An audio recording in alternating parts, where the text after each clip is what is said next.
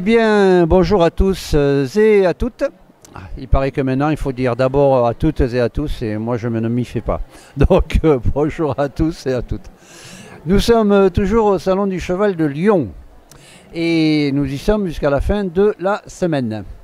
Donc, on aura l'occasion de rencontrer un certain nombre de professionnels. Là, on a du bol cette fois-ci, puisqu'on rencontre des professionnels dont on n'a pas parlé du métier encore. Et là, aujourd'hui, c'est un assuré. Il va se présenter tout seul, parce que je ne le connais pas. D'habitude, je connais plein d'histoires sur les invités.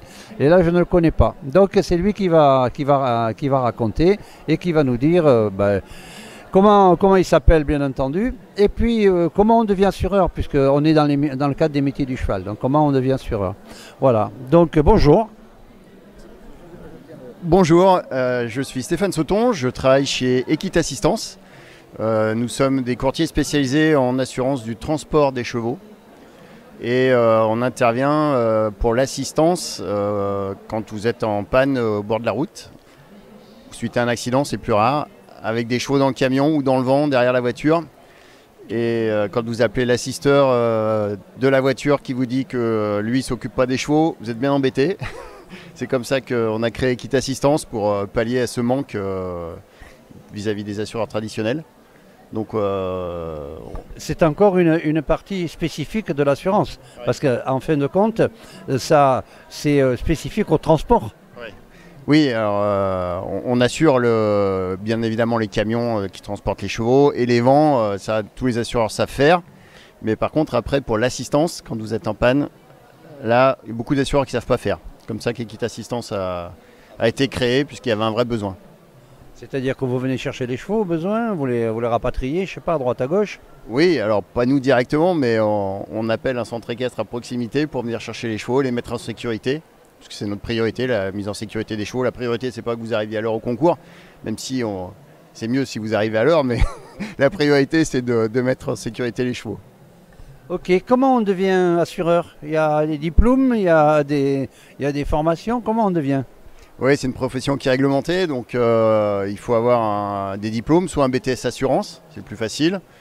Après, il y a des voies d'accession parallèles avec des diplômes comme ingénieur ou une école de commerce.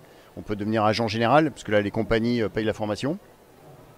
Mais le plus simple, c'est effectivement d'avoir un BTS Assurance ou une licence pro en assurance. Et après, on peut intégrer un cabinet de courtage ou une compagnie et démarrer comme ça. Est-ce qu'il y a beaucoup d'écoles en France pour être assureur? Oui, je pense que le BTS Assurance, il y en a dans toutes les grandes villes. Après, les licences pro aussi, je pense il y en a aussi un peu partout en France. Ouais. C'est quelque chose qui se passe après le bac? Il faut un bac? Oui, le BTS, c'est après le bac. Donc, il faut passer un bac. Alors, maintenant, avec la réforme du bac, je ne saurais pas quel est quel bac, mais bon. D'accord, donc il faut passer par bac et BTS, et ensuite on est assureur? Oui, on peut rentrer dans une compagnie qui a une agence dans votre ville ou un cabinet de courtage.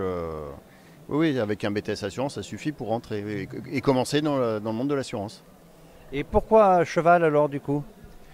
Après, on peut se spécialiser, si on aime le cheval, on peut se spécialiser dans l'assurance dans le monde du cheval. Que ce soit, alors là, il y a plein de contrats spécifiques, hein, puisqu'on assure les chevaux, bien sûr, pour la mortalité, l'incapacité ou les frais vétérinaires.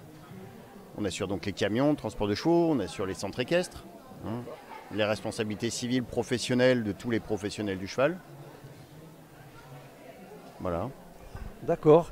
Et il y a un marché, c'est quelque chose qui fonctionne, parce qu'on entend quand même souvent que c'est un peu compliqué et que on n'est pas dans une période très facile pour les centres équestres. Alors comment ça se passe? On n'est pas très nombreux à être spécialisés dans l'équestre, hein. On est moins d'une dizaine en France, je pense, du cabinet de courtage spécialisé. Donc, bon, comme il y a quand même beaucoup de professionnels dans le monde équestre, il y a quand même de la matière, oui, encore. Hein. D'accord. Est-ce que ça coûte cher de s'assurer? C'est quoi comment ça se calcule? C'est compliqué comme question. Alors si on veut assurer son cheval, ça va dépendre bien sûr de la valeur du cheval, mais également de son âge. Il y a des garanties comme les frais vétérinaires qu'on ne pourra plus donner à partir d'un certain âge. Et puis forcément, plus le cheval est vieux, ben, plus ça va coûter cher, hein. C'est un peu comme la complémentaire santé pour les hommes. Si on veut assurer son camion ou son vent, ça va dépendre de la valeur du camion. Et puis pour le camion, c'est comme pour une assurance automobile, ça va dépendre de ses antécédents. Savoir si on a du bonus, si on a eu des sinistres ou pas. Ça dépend aussi de la région dans laquelle on habite. Ça coûte plus cher à Lyon, à Marseille ou à Paris que quand on est en campagne. Et puis le centre équestre, voilà, c'est une assurance professionnelle, donc ça va dépendre de plein de choses. La valeur du contenu, donc la valeur du matériel, la valeur des chevaux qu'on va assurer, la superficie, si c'est en matériaux combustibles ou pas, donc si c'est en bois ou pas, voilà. Si on entrepose du foin ou de la paille dans les locaux, voilà, plein de critères. On parlait cheval, vous êtes dans le cheval, vous montez à cheval? Alors moi non. Moi non, mais mon oncle qui a créé Equitassistance, oui. Oui. Ah, ok, donc c'est lui à la base il était cavalier et c'est ce qui l'a intéressé à ça. Oui, il était agent général d'assurance et donc il savait qu'il y avait un manque vis-à-vis de l'assistance des chevaux, hein, quand les gens sont en panne au bord de la route avec les chevaux dans le camion. Il savait qu'il y avait plein de compagnies qui ne s'occupaient pas des chevaux. Donc comme il était dans l'assurance et qu'il était lui-même cavalier, il a eu l'idée de créer Equitassistance.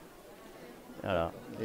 Et puis bon, comme il arrive à un âge où il commence à vouloir partir à la retraite, comme moi j'étais déjà assureur depuis 15 ans, il m'a demandé si ça m'intéressait de venir pour éventuellement prendre la suite derrière. Dernière question, pourquoi assureur? C'est un truc qui vous intéressait, ce métier-là, dans les assurances, ou c'est le hasard? Non, c'est mon père qui était assureur. Donc, mais au départ, je ne me suis pas orienté là-dedans. J'étais ingénieur pendant 10 ans et puis en fait, je me suis rendu compte que ce que j'aimais le plus, c'était quand même le contact humain et que le métier d'assureur, ça donnait l'occasion d'avoir beaucoup de contacts.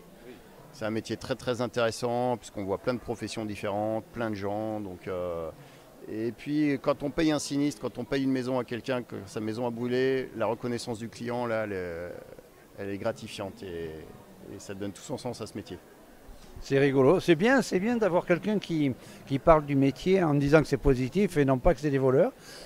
Parce que finalement, je discutais de ça et il y a beaucoup de gens qui ne comprennent pas, sauf quand ils sont eux-mêmes dans la problématique. Oui, alors c'est vrai que dans les contrats, il y a toujours des petites clauses qui font que quand vous appelez pour telle ou telle chose, parfois on vous répond que ce n'est pas garanti. Et donc là, forcément, quand on est assuré, on se dit mais alors pourquoi je paye une assurance? Donc en fait, ce qu'il faut avoir en tête, c'est qu'on paye l'assurance surtout pour le gros problème. La maison qui brûle, la voiture qui a un accident, qui part en épave, le cheval qui décède. Voilà. Donc là, c'est des grosses sommes et là, quand vous êtes assuré, vous comprenez quand même qu'il y a un intérêt. Ok, merci. Vous êtes sur Lyon? Oui, on n'est pas très loin de Lyon, à Tarare, 40 km de Lyon. Mais on intervient de partout en France. Hein. Ah, ok, vous êtes donc national. Ouais. Et de toute façon, je mettrai vos coordonnées sur le bout de film qui va circuler. Donc, merci de nous parler de cela, parce que ça ouvre un peu... on est dans le cadre des métiers, nous, ici. Donc, ça veut dire que, d'une certaine façon, ça peut intéresser des gens de dire, je fais des études, je veux faire du cheval, mais pourquoi pas, je fais un métier qui a un rapport avec le cheval. Donc, c'est parfait. Bon, merci. Mais merci à vous, et puis bon salon. Voilà, donc on va se retrouver un petit peu plus tard. On va continuer un peu à aller voir à droite à gauche à qui on peut parler. Et puis, vous voyez, c'est quand même intéressant, toujours dans le cadre des métiers, d'aller chercher un petit peu ce qui existe. Et quelqu'un disait tout à l'heure, on est sur un stand, nous. On va faire un petit film sur le stand, comme ça vous verrez où on est. Et la personne disait, mais c'est incroyable le nombre de métiers dans le cheval. Et c'est vrai, il y a plus de 100 métiers dans le cheval, soit dessus, soit dessous, soit à côté, et, soit rien à voir. Mais ça touche au cheval. Bon voilà, je vous dis à tout à l'heure. Bye bye les amis.